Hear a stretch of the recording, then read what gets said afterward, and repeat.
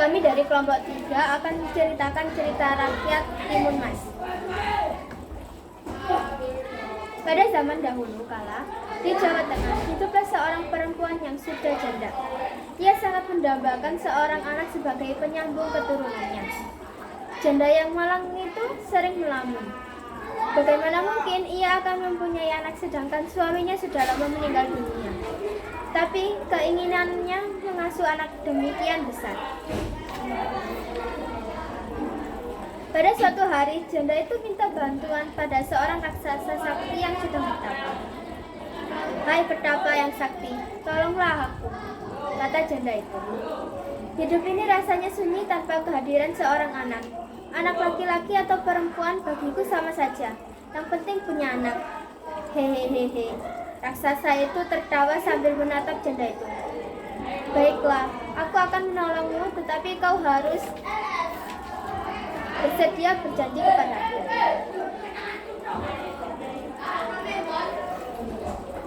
"Kalau anakmu itu perempuan, setelah besar harus diserahkan padaku. Aku ingin memakannya." Hahaha, tawa raksasa itu bergemuruh.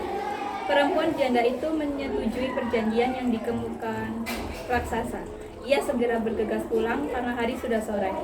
Burung malam mulai berkeliaran.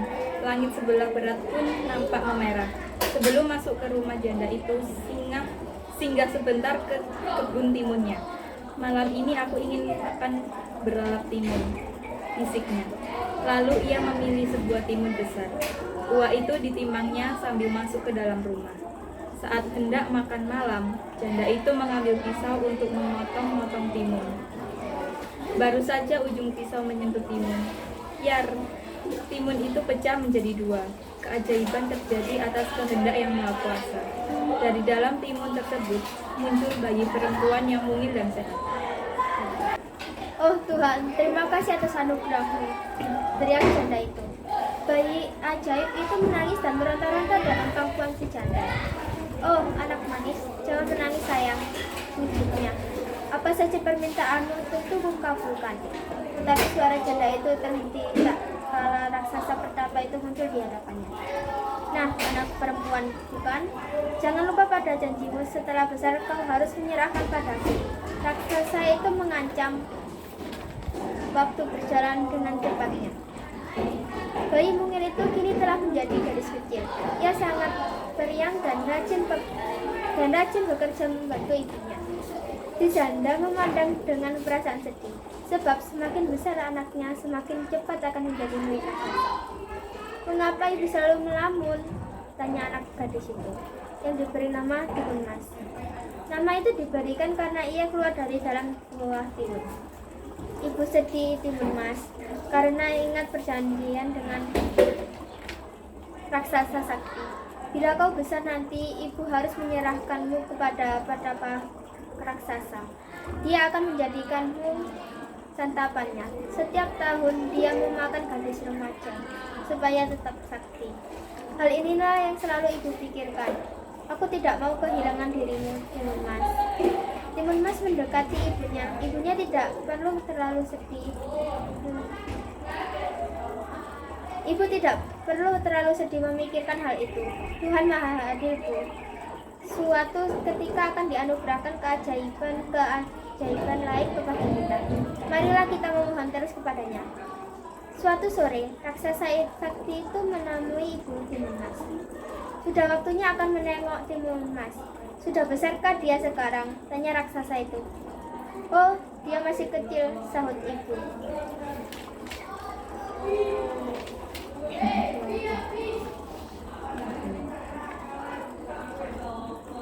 Tubuhnya masih amis karena dia senang menangkap belalang di belukar.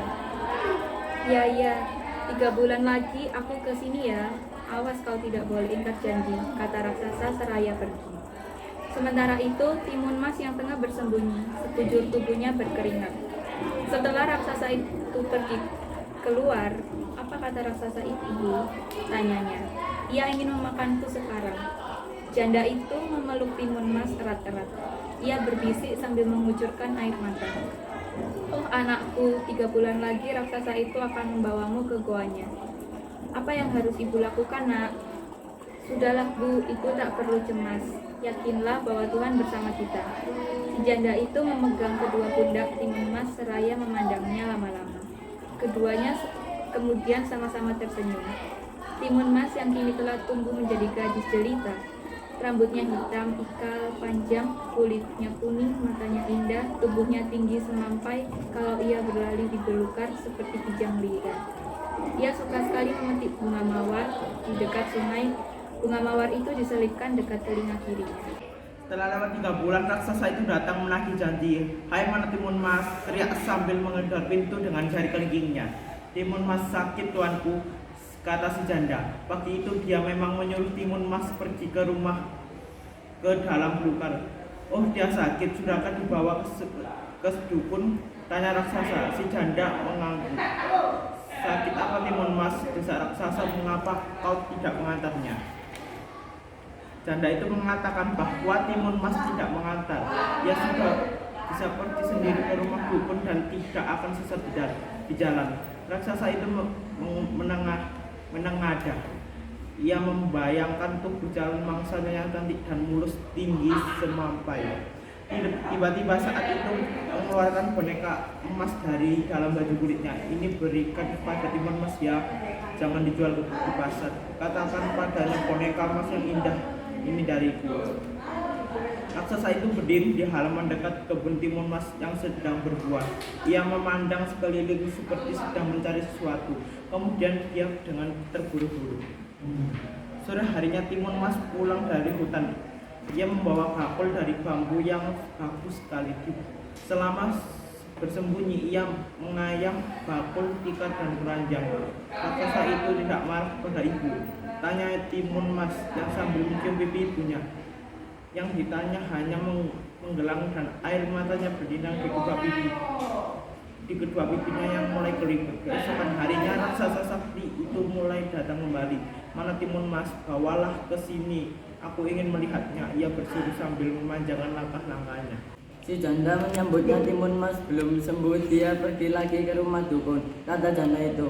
"Besok pagi dia akan kau bawa ke goa. Jangan kau suruh dia pergi, mengerti?" Raksasa itu berkata dengan geram karena ia mulai kesal. Malam itu bulan terang memang memancarkan sinarnya ke bumi. Timun Mas dan ibunya menangis sedih. Besok mereka akan berpisah. Tiba-tiba dari langit yang biru melayang-layang gadis cantik yang berpakaian serba putih. Si janda dan Timun Mas memandang takjub di bawah pohon yang rimbun. Bidadari itu melambaikan tangannya ke arah Timun Mas.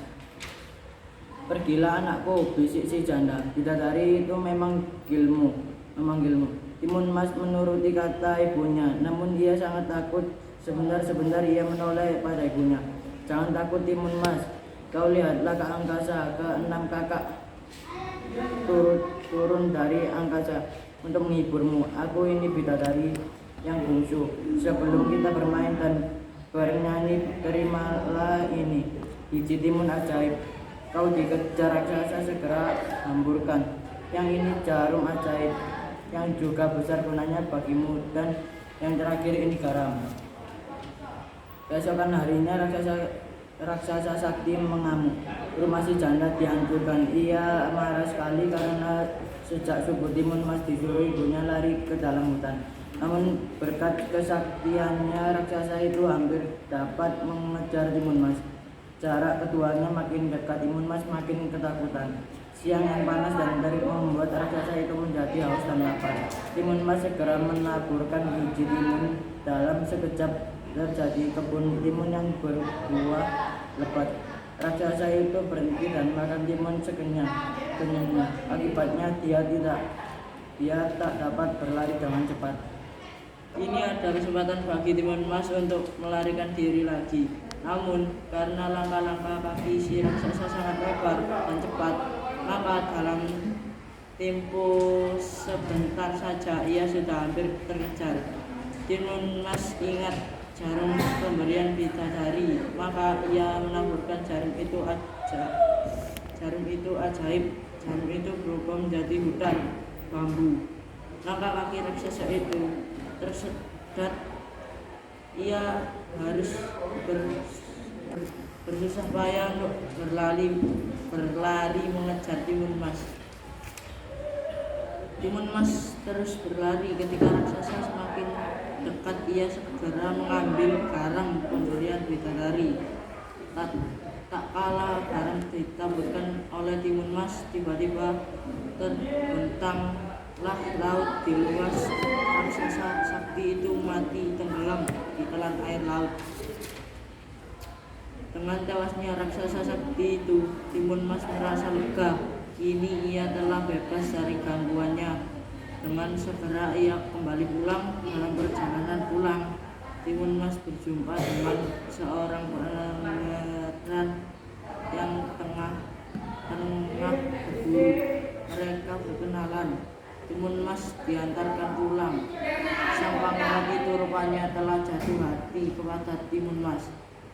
Beberapa waktu kemudian ia melamarnya dan kemudian menikah.